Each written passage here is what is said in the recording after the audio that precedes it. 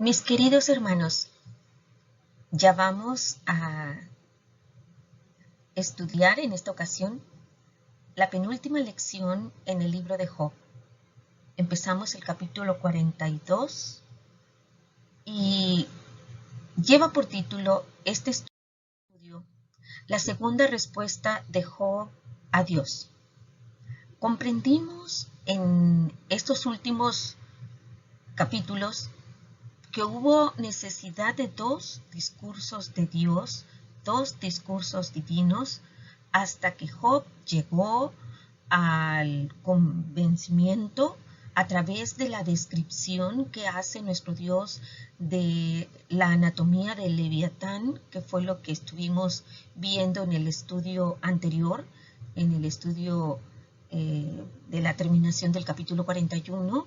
Fue fascinante cómo Dios describe la musculatura, describe cómo era el cuello, los dientes, todas las placas que tenía para su protección en el dorso Leviatán, y hasta el final se menciona cómo salía del agua y cómo parecía que el vapor de agua semejaba los hachones de fuego.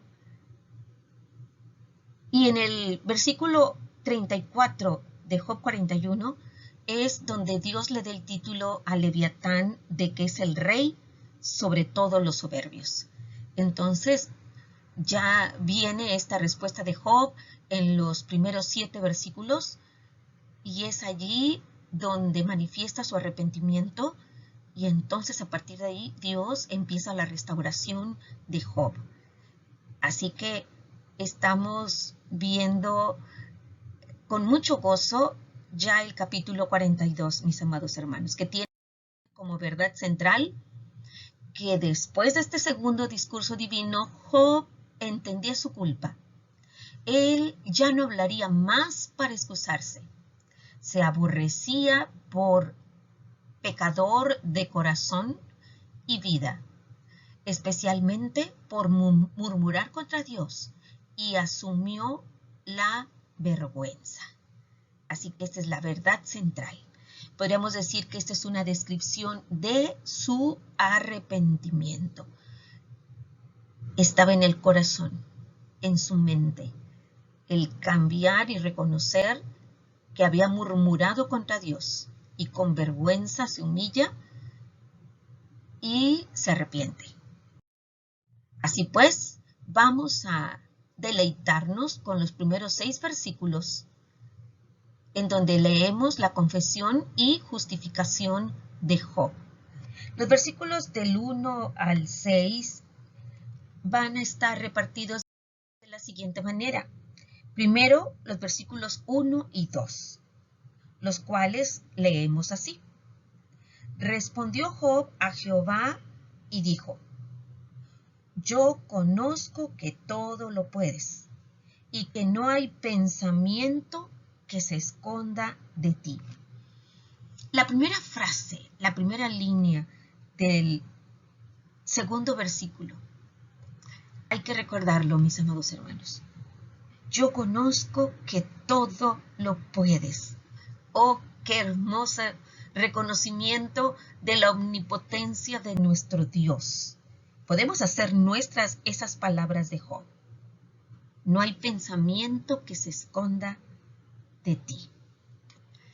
En la primera respuesta de Job, él admitió su finitud. Y tenemos que saber entonces qué significa finitud. Es un adjetivo que indica cualidad de finito. Entonces ahora buscamos qué es finito. Finito es aquello que tiene fin, término, tiene un límite. Y esto se enlaza perfectamente bien con la predicación de este domingo con respecto a haber hablado de límites. Cuando finito se aplica a una persona, se reconoce como inmutable, que no cambia, está concentrada en lo que le ocupa. En una oración podríamos decir que dice, Juan estaba finito tejiendo su red, o que Juanito estaba finito haciendo su tarea, ¿verdad? Entonces, admitió su finitud, su límite, a la vista del despliegue que hizo Dios de las maravillas de la naturaleza que están en el firmamento, en la tierra y debajo de ella. Pero después de ese primer discurso, no aceptó la soberanía de Dios ni reconoció su pecado de orgullo. Aquí, en este segundo discurso, respondió Job confesando ambas cosas. Que Dios es soberano. Reconozco que todo lo puedes. Y además vamos a ver dónde él reconoce su pecado de orgullo.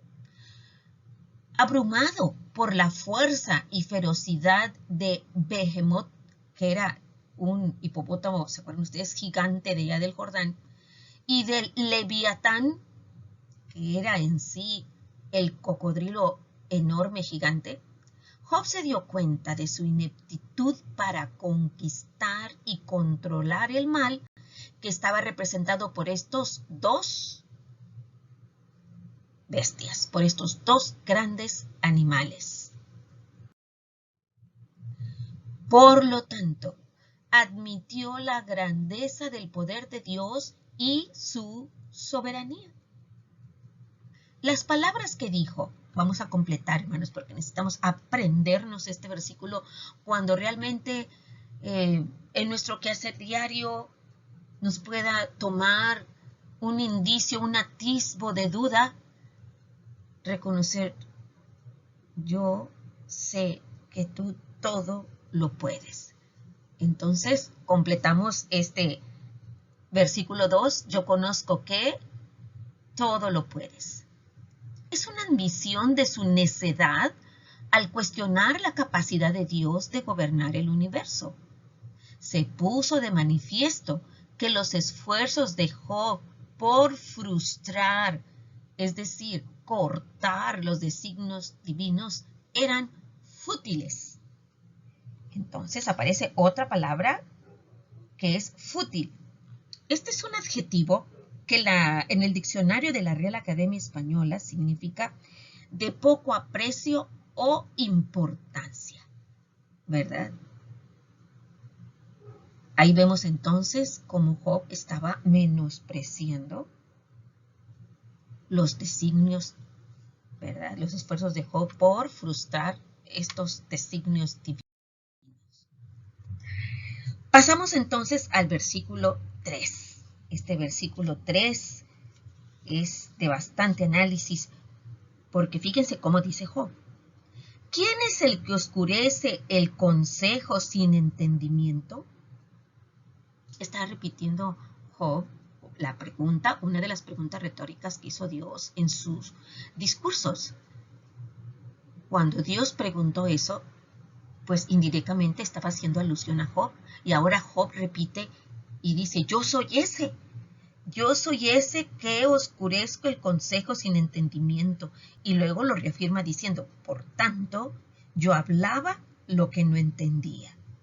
Cosas demasiado maravillosas para mí que yo no comprendía. Job citó entonces esta pregunta hecha por Dios. ¿Quién es el que oscurece el consejo sin entendimiento?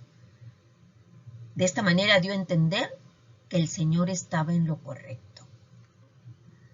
Job había hablado sin conocimiento. Había hablado de cosas que estaban más allá de su alcance mental. Cosas demasiado maravillosas relativas a la creación que él no comprendía. Y aquí tenemos cómo dentro de ese despliegue de la naturaleza, ¿se acuerdan ustedes que eran 12 animales? Entre ellos el cuervo, el avestruz, el pavo real, los caballos, etc. Y de esa manera, con una lección de biología, particularmente de zoología, Dios llevó a la comprensión a Job de que él no comprendía estas cosas tan maravillosas religiosas. Cuando Job reprobó ese examen de biología, en ese momento Job hizo a un lado sus quejas en cuanto a la capacidad divina de regir el mundo con justicia y abandonó totalmente la idea de refutar los cargos anunciados por Dios. Refutar significa contradecir, rebatir, impugnar con argumentos o razones lo que otros dicen. Entonces abandonó la idea de refutar los cargos anunciados por Dios. Tenemos dos citas complementarias que son Job 23, 4 al 7. Job, ¿se acuerdan ustedes? En este capítulo 23, en uno de sus discursos, él quería ir al trono de Dios, a la silla de Dios. 23 del 4 al 7 dice: expondría mi causa delante de él y llenaría mi boca de argumentos. Yo sabría lo que él me respondiese y entendería lo que me dijera. ¿Contendería conmigo con grandeza de fuerza? No, antes él me entendería. Allí el justo razonaría con él y yo escaparía para siempre de mi juez. ¿Se acuerdan ustedes que aquí Job tenía la idea de que cuando se aclararan todas las cosas así frente a frente estando con Dios, entonces él dejaría de sufrir? Por eso él quería defender su causa delante de Dios. Y en el 31, versículos 35 al 36, dice así: ¿quién me diera, quién me oyese? He aquí, mi confianza es que el Omnipotente testificará por mí, aunque mi adversario me forme proceso. Ciertamente yo lo llevaría sobre mi hombro y me lo ceñiría como una corona. Así que, definitivamente, Job, dice él, yo no comprendía. Cuando se leen estos versículos de Job 23 y de Job 31, Job no entendía realmente lo que era estar frente a Dios. Y ahorita que estaba, miren cómo habla. Versículos 4 y 5. Oye, te ruego y hablaré. Te preguntaré y tú me enseñarás. De oídas te había oído, mas ahora mis ojos te ven.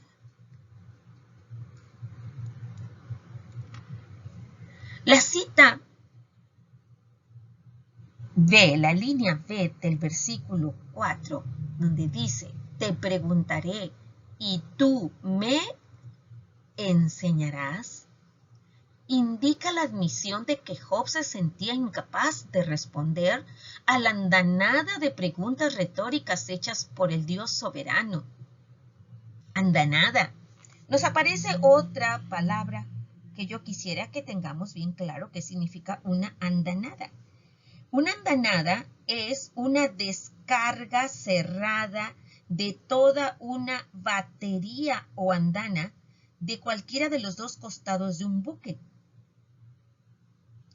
Se puede usar también en sentido figurativo en esta frase, una andanada de ofensas. ¿Sí? Así pues, lo podemos aplicar, tiene otras acepciones, pero nos quedamos con esa. Entonces, era un aluvión, era un, decíamos así, un torrente de preguntas retóricas hechas por el Dios soberano. Job aceptó que había reprobado el examen de biología del Señor. Me hiciste muchas preguntas y yo no te pude contestar. Entonces, ahora permíteme, yo te preguntaré, pero estaré abierto a que tú me enseñes. Job conocía las obras del Señor de oídas. Se las habían platicado quizás sus padres, pero no había estado presencialmente en el acto de la creación. Y esto nos es tan significativo, amados hermanos, porque pues definitivamente Ya queremos estar presencialmente con estas lecciones en donde ustedes pueden preguntar y podemos comentar o explicar algunas cosas. En cambio, sí, nada más me están oyendo. Así que realmente entendemos lo que Job le dice: de oídas te había oído, ¿verdad? Estaba oyendo a Dios. Entonces él no había estado en el momento de la creación, y esto fue un hecho al que Dios le llamó su atención. ¿Se acuerdan ustedes? Fue el capítulo 38, versículos del 4 al 11, cuando dentro de toda esa andanada de preguntas, aquí están presentes. Vamos a leer algunas de ellas, que dice así: ¿Dónde estabas tú cuando yo fundaba la tierra? Házmelo saber si tienes inteligencia. ¿Quién ordenó sus medidas, si lo sabes? ¿O quién extendió sobre ella cordel? ¿Sobre qué están fundadas sus bases? ¿O quién puso su piedra angular? Cuando alababan todas las estrellas del alba y se regocijaban todos los hijos de Dios.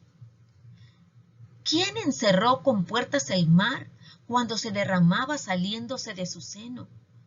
Cuando puse yo nubes por vestidura suya y por su faja oscuridad, y establecí sobre él mi decreto, los límites, sus leyes.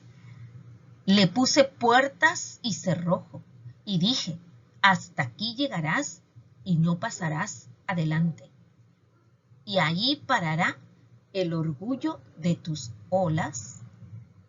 Entonces, allí Dios le dijo: tú no estuviste cuando yo hice todo eso.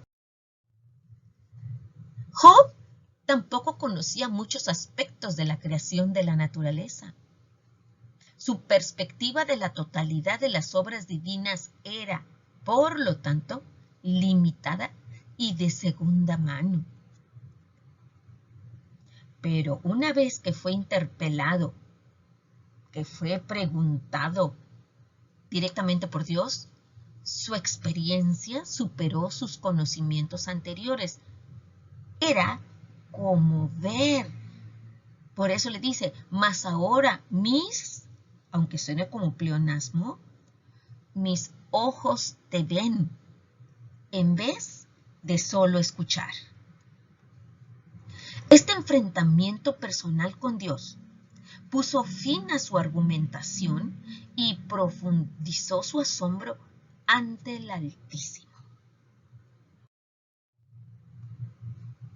Seguimos ahora en el versículo 6. Por tanto, me aborrezco y me arrepiento en polvo y ceniza. Habiendo obtenido una nueva perspectiva de los métodos que sigue Dios y de su carácter, Job confesó su propia indignidad y se arrepintió. Aquí está el arrepentimiento. Por tanto, me aborrezco y me arrepiento en polvo y ceniza. La frase, por tanto me aborrezco, significa que estaba haciendo a un lado sus acusaciones anteriores contra Dios, que fueron expresadas con orgullo. Luego, Job se arrepintió en polvo y el otro elemento es ceniza, que es una forma de expresar autodesprecio, como lo podemos corroborar en Génesis 18:27, que dice así: y Abraham replicó y dijo: he aquí ahora que he comenzado a hablar a mi Señor, aunque soy polvo y ceniza.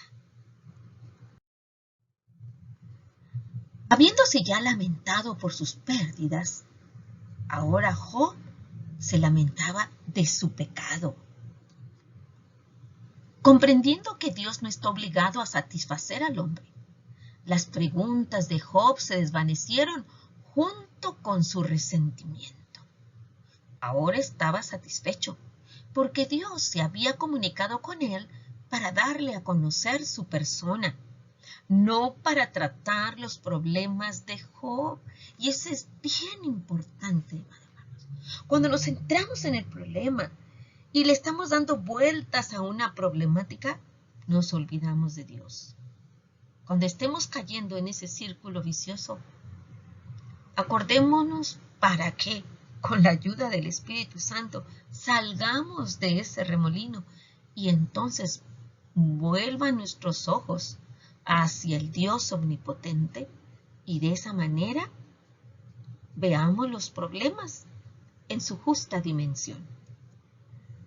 El patriarca Job estaba dispuesto a confiar en su soberano, cuyos caminos son perfectos, y lo dice precisamente Salmo 18:30. En cuanto a Dios, perfecto es su camino, y acrisolada la palabra de Jehová. Escudo es a todos los que en él esperan. Entonces iba a confiar en el soberano porque sabe, está convencido, tiene esa fe para confiar en que los caminos del Señor son perfectos, aunque no pudiera entender lo que pasaba. Sin duda, Dios perdonó el pecado de orgullo que había mostrado antes. Se arrepintió y hasta ahí no hubo más. Había dado la palabra clave y enseguida pasamos al punto número 2. Dios condena a los amigos de Job. Y aquí vamos a considerar los versículos del 7 al 9. Exactamente aquí, del 7 al 9, volvemos a la prosa. Es decir, abandonamos el lenguaje poético. El último versículo de la confesión de Job, me aborrezco y me arrepiento en polvo y ceniza. Hagan de cuenta que Dios dijo, no hay más, hasta aquí llegamos, borrón y cuenta nueva. Así pues, vamos a leer ahora con un poquito más de fluidez, por decirlo así, estos versículos en prosa, que dice así. Empezamos con el versículo 7. Y aconteció que después que habló Jehová estas palabras a Job, Jehová dijo a Elifaz temanita, mi ira se encendió contra ti y tus 2 compañeros, porque no habéis hablado de mí lo recto como mi siervo Job. Aquí, Dios se volvió contra los 3 críticos del patriarca antes de reintegrarle su antigua prosperidad y su familia. Jehová se dirigió al más grande de los 3, se piensa que era el de mayor edad, ¿se acuerdan ustedes? A Elifaz temanita.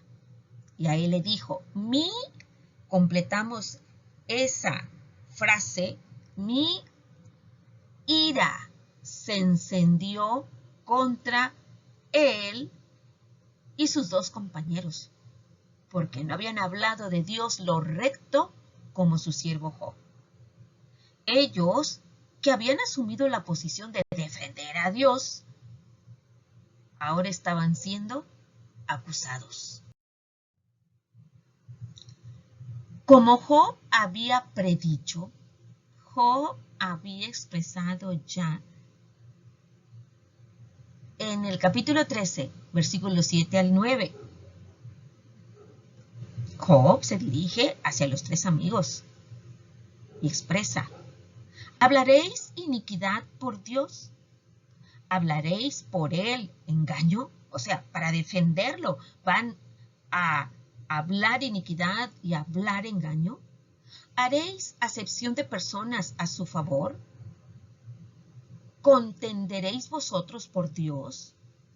¿Sería bueno que él os escudriñase? ¿Os burlaréis de él como quien se burla de algún hombre? Ya lo había predicho, las cosas no les resultaron bien. Ellos Elifaz, Bildad y Zofar creían que conocían los caminos de Dios, pero nunca se imaginaron esto. Nótese, las palabras mi siervo Job, repetidas por Dios. A ver, adelántense un poquito al versículo 8. Lean cuidadosamente los versículos 7 y 8. ¿Cuántas veces se repite la frase mi siervo Job? Empezando desde el 7 y juntamos las que vienen en el 8. Y si usted cuenta, amado hermano, son 4 veces. Ya desde aquí señalan la restaurada posición como siervo confiado y obediente del Señor que Job ya había recuperado. Al insistir los amigos de Job en que el sufrimiento siempre, repito la palabra, siempre es retributivo, es decir, bajo de una iniquidad, de un pecado, los 3 críticos estaban limitando la capacidad soberana de Dios de usar el sufrimiento con otros propósitos. Así, cruelmente condenaron al inocente patriarca. Entonces, ¿cómo es que Job habló lo recto acerca de Dios? Decimos nosotros, ¿acaso no acabamos de decir que había desafiado repetida y orgullosamente, acusándolo de ser a Dios injusto y de callar sin razón?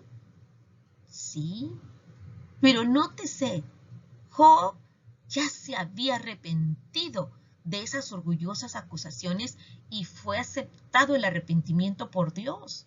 Entonces, como si no hubiera existido, se borraron esos pecados.